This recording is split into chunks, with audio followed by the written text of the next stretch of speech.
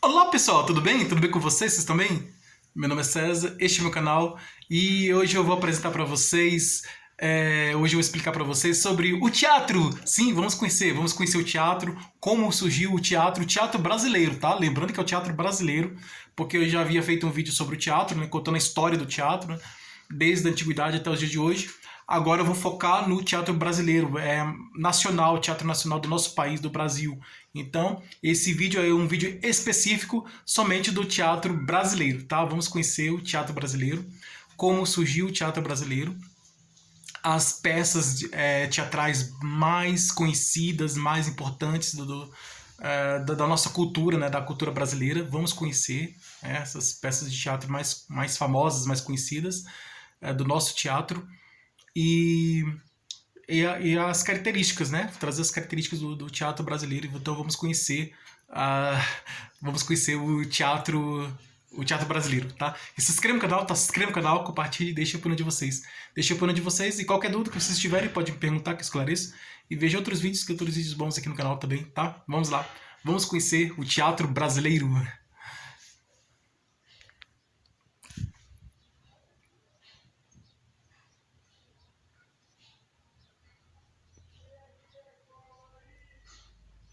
Bom, o teatro brasileiro, ele surgiu há muito tempo atrás, né? Lembrando aqui um pouquinho da história do teatro. O teatro surgiu na Grécia Antiga, né? Na Antiguidade Clássica, na Grécia Antiga, em que os gregos, né? Antigamente, existe a cultura, né? A cultura deles, a mitologia grega. Então, a cultura grega antiga é baseada na mitologia, né? A mitologia grega, né? Nas histórias, né? Então, os gregos antigos utilizavam as histórias, né? Da mitologia, criavam histórias para explicar coisas que eles não tinham explicação científica, explicação filosófica, explicação lógica ainda não tinha, né? Antigamente, né?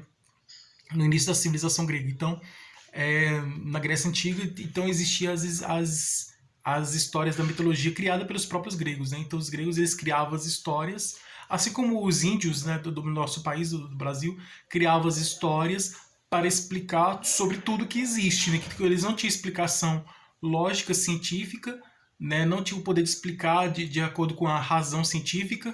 Aí eles criavam uma história para explicar aquilo que ele não tinha como explicar de forma científica. Então, isso bastante nas culturas antigas, né? A cultura das civilizações antigas, né? Utilizavam muitas dessas histórias, né? Não só na Grécia, como no Egito antigo, né? Nas civilizações da Babilônia antiga, né? Então, dos povos antigos. Então, aí eles utilizavam essas histórias criavam essas histórias para explicar sobre tudo que existe, sobre como surgiu tudo, o universo, como surgiu, explicar sobre como surgiu o universo, como todas as coisas funcionam, as coisas da natureza funcionam, né? Os vegetais, os animais, a relação entre os seres vivos, né? Entre os vegetais e animais, assim, então em tudo que existe na natureza, né? Os fenômenos naturais, os fenômenos da natureza, né? Como o vento, a chuva, a neve e vários outros fenômenos naturais. Então, não havia explicação científica, e sim explicação de forma assim, de uma forma de narrativa, né? Uma forma de uma história para explicar todas as coisas que existem, explicar como tudo surgiu, como todas as coisas surgiram, ou como todas as coisas funcionam, né? Então, as coisas do universo, as coisas da natureza. Então, sempre tinha uma explicação. Não era uma explicação científica, mas era uma explicação mitológica, uma explicação de forma narrativa, de uma história, né? Então, eles criavam essas histórias para explicar sobre tudo. O teatro grego, ele tinha essa característica, né? As histórias, a maioria das peças de teatro da Grécia Antiga eram baseadas na mitologia grega, né? Nessas histórias da mitologia. Depois, um pouco mais para frente, quando surgiu a filosofia, quando eles começaram a deixar os mitos, né? De acreditar nos mitos, nas lendas, né? E usava as lendas, os mitos e as lendas para explicar sobre as coisas, as histórias, né? As histórias lendárias, histórias mitológicas, histórias de lendas. para explicar e passar para quando começou a surgir a filosofia, né? Filosofia é a mãe de toda ciência, né? A filosofia significa amor à ciência, amor à sabedoria. Então, a filosofia começou quando surgiu os primeiros filósofos, Sócrates, Platão, Aristóteles, eles começaram a explicar de forma lógica, né? De forma racional, de forma lógica. Então, aí algumas peças mais para frente, né? As primeiras peças teatrais da Grécia Antiga eram basicamente, puramente baseadas na mitologia grega. Um pouco mais para frente, aí as histórias começaram a trazer essa característica filosófica, né? E até universal. E universal no sentido de que ah, os personagens, né? Baseado que trazem essas questões, os personagens das histórias de com temas universais. O que são temas universais? Temas que trazem, que são histórias que trazem temas até hoje, né? Então são histórias antigas, mas que estão presentes até no dia de hoje, como as histórias de Shakespeare, né? Que trazem temas universais. Então, histórias tão antigas assim que e até hoje elas são importantes, né?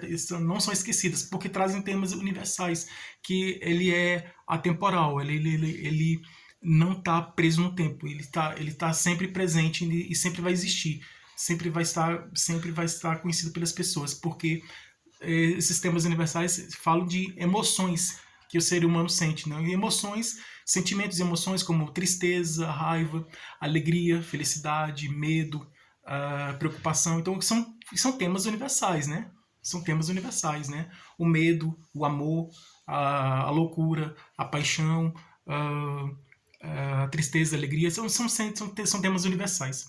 E nessas histórias de temas universais, seja da Grécia Antiga, ou da Idade Média, ou até dos dias de hoje, essas histórias que trazem essas histórias tanto da literatura escrita, né, como também das peças de teatro e do cinema também, essas histórias que trazem sistemas universais, elas mostram que o ser humano é, ele não é totalmente mal nem totalmente bom, né? Então o ser humano, os personagens dessas histórias, eles são bons, mas eles têm um pouco de mal também. Então se um personagem ele é bom, ele tem um pouco de mal. E se um personagem ele é mal, ele tem um pouco de bom. Então mostra que o ser humano, nessas histórias de temas universais, o ser humano ele não é totalmente mal e nem totalmente bom. Se ele é mal, ele tem um pouco de bom. Se ele é bom, ele tem um pouco de mal. Então tem uma mistura aí, porque é universal, né? São temas universais. E as histórias da mitologia, as histórias da Grécia Antiga, trazia as peças de teatro, né, as peças teatrais da Grécia Antiga. Essas peças traziam histórias da mitologia grega, né, e os personagens da mitologia grega são deuses, monstros, heróis. Então, e eles estão em várias situações diferentes, né, eles se relacionam entre si, os deuses, os heróis, os monstros se relacionam entre si, e tem várias situações, são histórias que mostram as relações entre esses personagens e várias situações em que eles aparecem. Os personagens, os heróis, eles eram filhos de um deus como mortal, né? Como um ser humano, como mortal. Então é um caracterizado como semideus, como Hércules, né? Como um semideus. E, e assim, as histórias, né? Elas trazem essa característica, né? Essa característica da cultura, né? A história da Grécia Antiga, da cultura grega, né? Então, os escritores, os dramaturgos, escritores gregos antigos mais conhecidos o Sófocles, né? Que ele criou a peça Édipo Rei, né? A história do Édipo, que tem até quando ele encontra uma esfinge e pergunta qual animal que de manhã anda de quatro patas, à tarde de duas e de três à noite. Aí ele falou, é o homem, né? Que ele vai nascendo, vai crescendo e vai envelhecendo. Então, e aí a esfinge, né? Por isso que chama de Enigma da Esfinge, né? Então um personagem das histórias, né? Da, dessa história do Édipo. Né? Então, é bem interessante essas histórias, né? Da mitologia grega. Então tem o Eurípides, que ele é o dramaturgo mais trágico, de tragédias, né? O escritor Eurípides. Então as peças de teatrais de Eurípides eram mais de tragédias, né? E o Sófocles, ele já era um outro escritor, né? Se eu não me engano, ele escrevia mais era comédias. Então, alguns escritores gregos escreviam mais escreviam para o teatro, né? Histórias trágicas e outras cômicas, né? Então era o teatro grego era a tragédia e a comédia. Aí que veio até essa característica da tragédia e comédia veio até os dias de hoje, né? E então a comédia que a gente que faz rir, né? É uma peça de teatro que faz a gente rir. E comédia, né? Faz a gente rir. E a tragédia faz a gente chorar. Então aí o símbolo do teatro se tornou as duas máscaras, né? Uma máscara que tem um rosto triste, né? Um rosto assim triste, com a lágrima saindo do olho, né? Um rosto triste. E uma outra máscara com rosto alegre, feliz. Assim, rosto alegre com um sorriso, né? Uma máscara que tem um sorriso com um rosto uma máscara de um sorriso que uma máscara alegre, né, que simboliza a alegria, a comédia. E o rosto triste simboliza a tragédia, né? E o rosto alegre simboliza a comédia. Então, a tristeza e a alegria. Se tornou o símbolo do teatro, né? Até os dias de hoje. E aí, vindo a evolução de lá para cá, no descobrimento do Brasil, né? Quando o Brasil foi descoberto em 1500, sim, depois da Grécia veio a Idade Média, né? As peças as peças de teatro do Shakespeare, do William Shakespeare, né? Então tem as peças de Shakespeare, tem as tragédias, as comédias, tem a Romeu e Julieta, é uma história, é uma peça de teatro de uma tragédia, né? Romeu e Julieta, todos conhecem. O Hamlet também, né? O príncipe da Dinamarca, o Hamlet, que ele traz aquela célebre frase, né? Que ele diz ser ou não ser, e eis a questão, né? Porque o pai dele faleceu e aí ele estava na dúvida de ser o quê? Ser rei, né? Ser rei lá da Dinamarca. Então isso é a história da. Então, então a tempestade, né? De uns marinheiros, né? Que estão no navio chegando numa ilha, encontram uma feiticeira, né? Um feiticeiro, né? Um feiticeiro lá que tem um espírito que aparece, né? Que se não me engano é o espírito é um elfo, né? Um espírito que tem esse feiticeiro que se comunica com ele. Ele estava preso, depois solta ele na história da tempestade, né? Que chegou numa ilha lá. É bem interessante a história da tempestade. A Gera Domada é uma comédia, né? A Gera Domada, que é uma mulher que não queria casar, depois ele acabou se casando. Aí mudou de ideia. Aí tem a Megera Domada, né? É uma comédia. Então, Medida por Medida, outra comédia. Muito Barulho por Nada, outra comédia. São várias comédias de Shakespeare, várias peças de teatro de Shakespeare. E, então são divididas em peças em comédias, né? Essas que eu falei, essas comédias.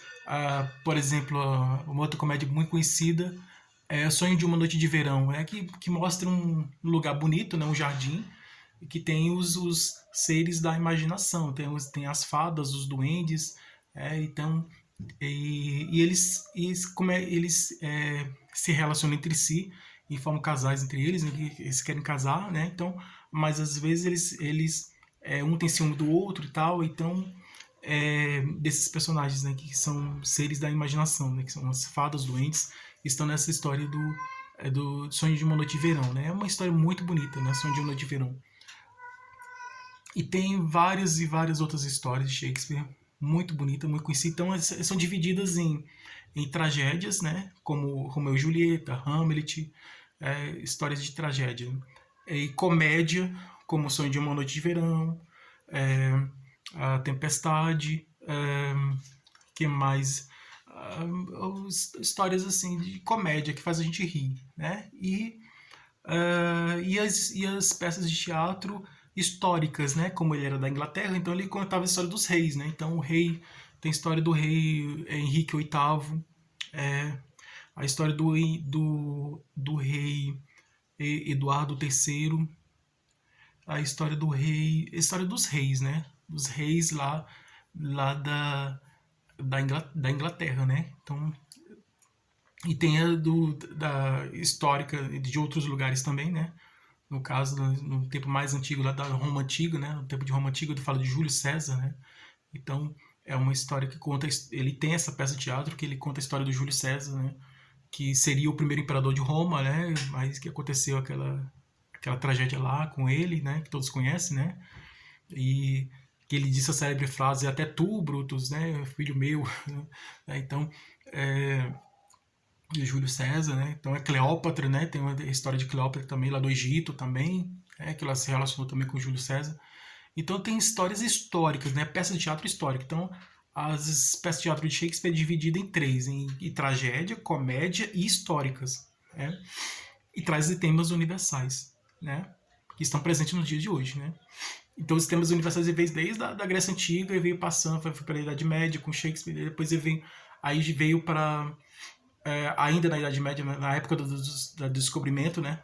Aí veio Cabral, chegou ao Brasil, e Portugal era muito católico, né? A religião do catolicismo era muito importante lá em Portugal.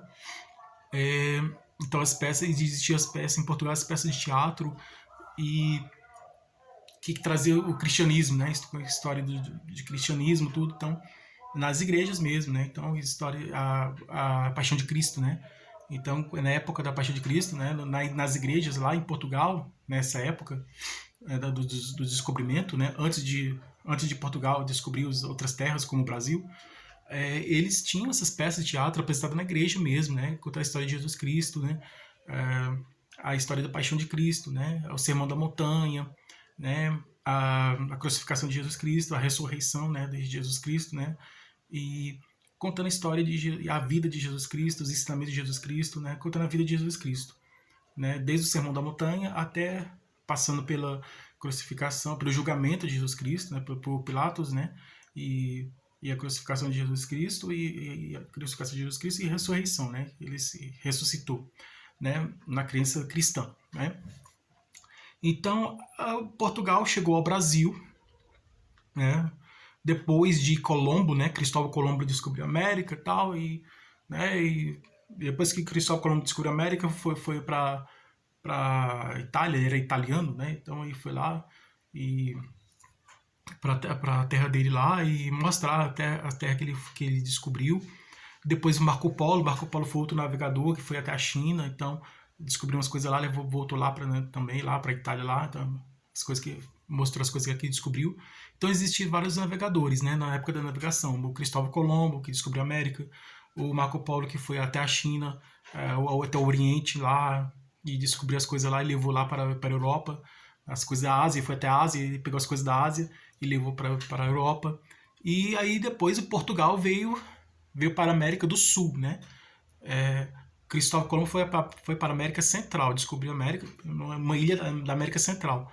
O Cabral, Pedro Álvares Cabral, veio ao Brasil, que fica na região do América do Sul, né? Então, aí ele contornou, ele queria ir para a Índia, né? Que fica na Ásia. Só que diz a lenda que bateu um vento muito forte no navio e aí o navio veio parar aqui no Brasil. Ele chegou no Brasil, a pessoa que estava na Índia chamou os índios de índios, os nativos, né? Os indígenas de índios. Os índios. Então, mas na verdade são indígenas, né? São os nativos, né? Daqui da terra, do Brasil. Quando Cabral chegou aqui ao Brasil, ele veio junto com ele, aí ele escreveu a carta, ele levou para o rei de Portugal, falando da terra que foi descoberta, tudo. Aí veio junto com ele os padres, né? Os padres, sacerdotes, né?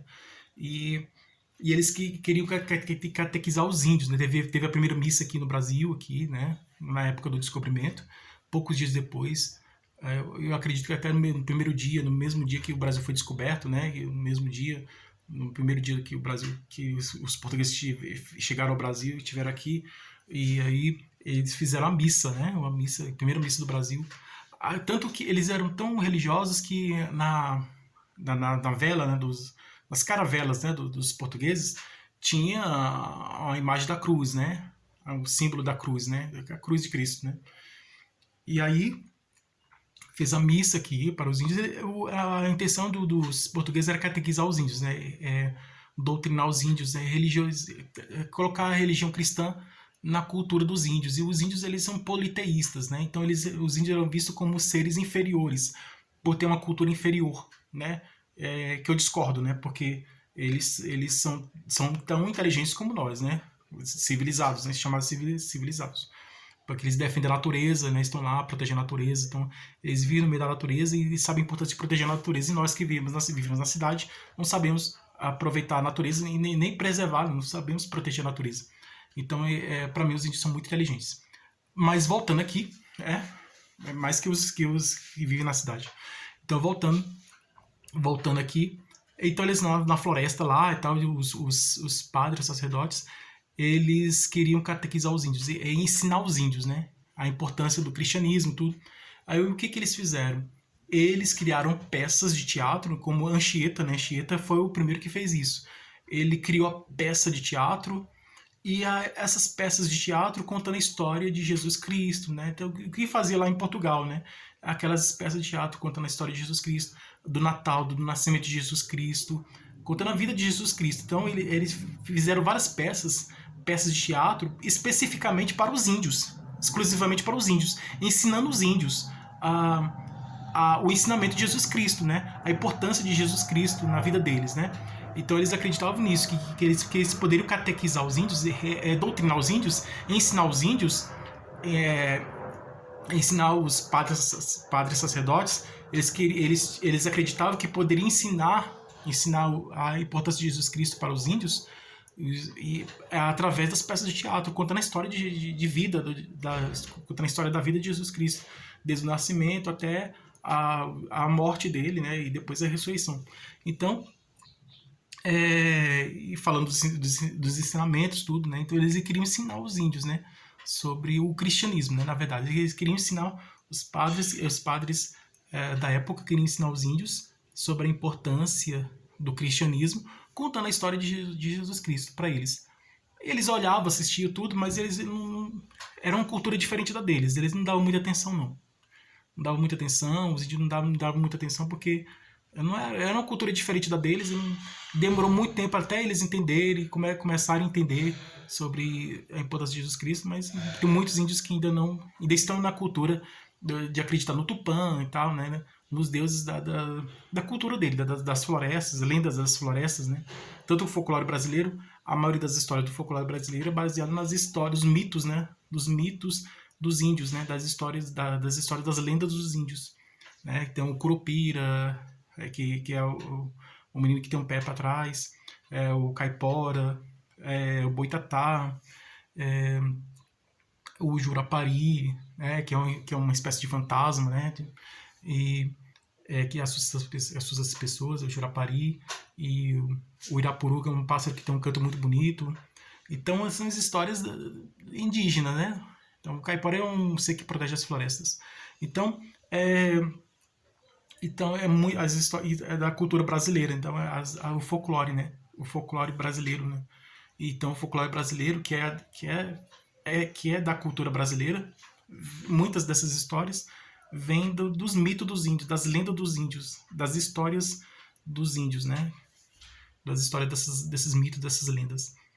E aí, mais para frente, né, no modernismo, essas histórias dos índios foram usadas pelos modernistas, né, para, vamos dizer assim, o modernismo ele veio para valorizar o Brasil, né, o país, nosso país, o Brasil.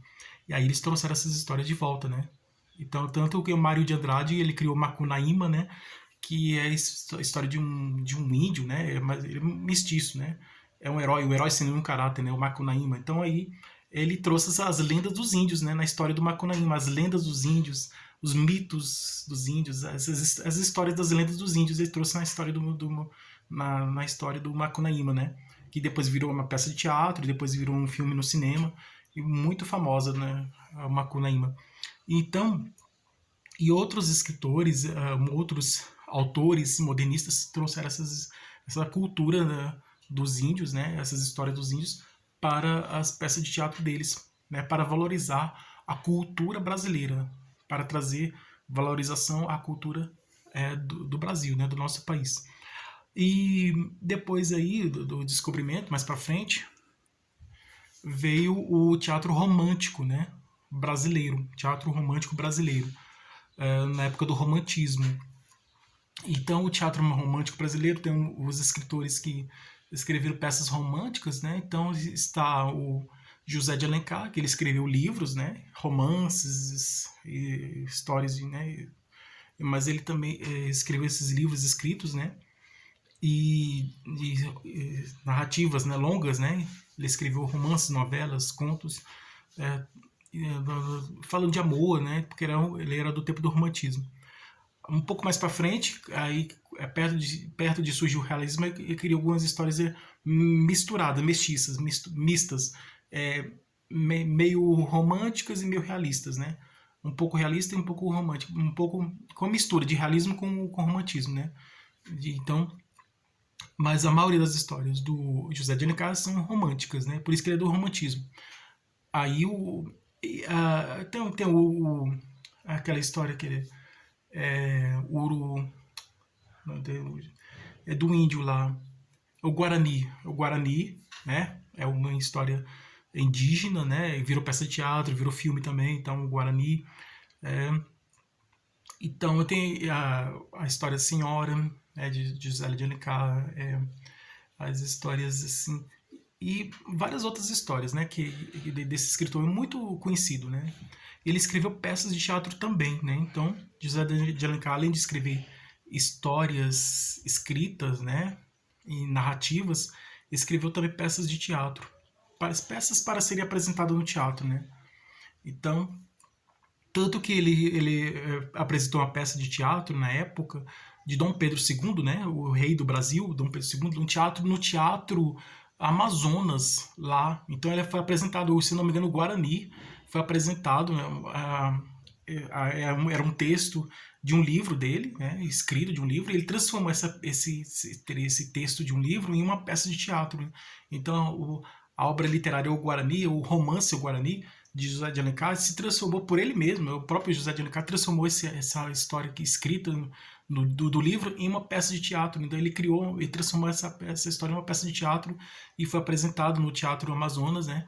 E na época em que assistiram, em que Dom Pedro II assistiu, pessoalmente assistiu a peça O Guarani e ficou admirado, né, com a obra literária de José de Alencar, com a obra teatral dele, né? Então e transformou essa peça de teatro, foi muito bonita, com sons, né? Com o som do Guarani, do tanta, todo mundo conhece a música, né, do Guarani, né? Do Guarani. Então, o Dom Pedro II ficou maravilhado, admirado com a peça de teatro O Guarani de José de Alencar. E aí depois, né, veio também outros escritores, né?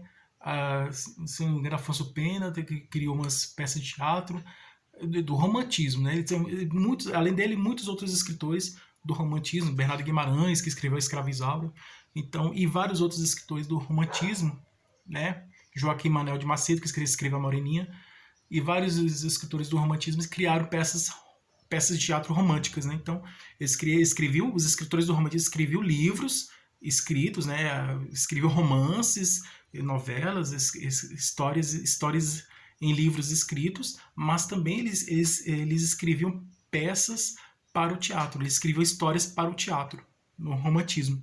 Depois, aí, no realismo, já no realismo com Machado de Assis criou a Academia Brasileira de Letras, né? É uma organização de escritores, né?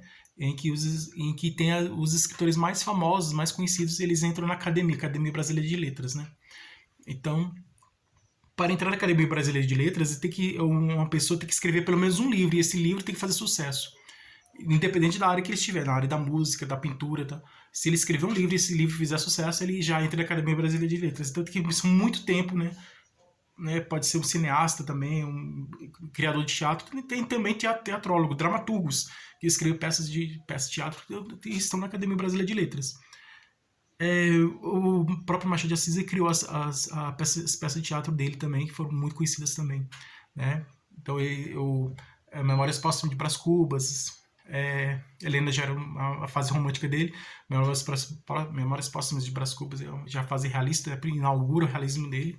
Então aí vem o Isaú Jacó, aí veio Dom Casmurro, veio a Mãe Lu, a Mãe Lu veio romântica, veio tem algumas obras que são românticas e outras realistas, né?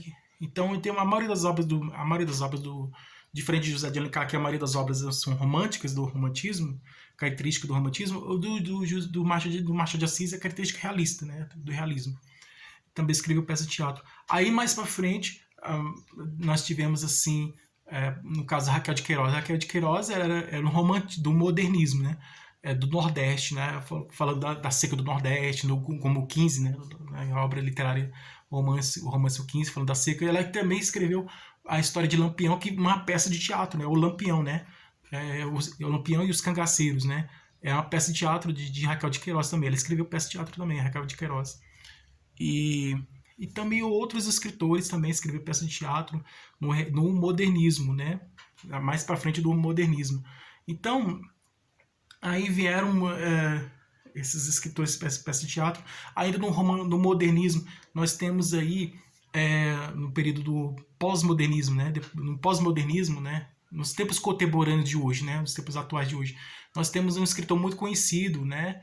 Que é o Dias Gomes. Dias Gomes ele escreveu O Pagador de Promessa, que era uma peça de teatro que virou filme no cinema, depois virou uma novela na televisão, uma série. Ficou muito conhecido, ganhou prêmios com O Pagador de Promessa. Então, Dias Gomes escreveu a peça de teatro O Pagador de Promessa, escreveu também O Bem Amado, que é uma peça de teatro que virou uma novela de sucesso na televisão, né? O Bem Amado, né? Que depois virou uma série também, O Bem Amado. É a história de um político corrupto, né? Que traz um tema universal, né? Que a corrupção na política, né, sempre teve no Brasil, né? E mostrando a realidade do Brasil, né? O Dias Gomes mostrava a realidade do Brasil, né? Como a corrupção, né? Dos políticos, tudo. Na época da ditadura, ele criou a peça O Berço do Herói, que mais tarde se transformou na novela Roque Santeiro, né? E que conta a história de um soldado militar que foi para a guerra, né? Mas aí ele não foi, ele voltou, ele desistiu da guerra, então aí na verdade foi dado como morto, mas na verdade não estava morto, estava vivo, todo mundo pensava que estava morto, mas estava vivo. Então era o herói, né? O berço do herói. Então um herói que na verdade não era o herói, mas todos consideravam como um herói, né? E mais tarde, essa peça de teatro foi transformada em novela, né? É uma novela de grande sucesso que todos conhecem, que é Roque Santeiro, e é do Dias Gomes, né? Então, Saramandaia tem uma história do surrealista, né? História surrealista lá, né? De uma cidade em que acontecem coisas malucas, loucas, né? Que todo mundo conhece essa história aí de Saramandaia. Então, tem muitas histórias assim interessantes, né? Deles, né? Do Dias Gomes. Ele também estava pegou adaptou algumas histórias do outro escritor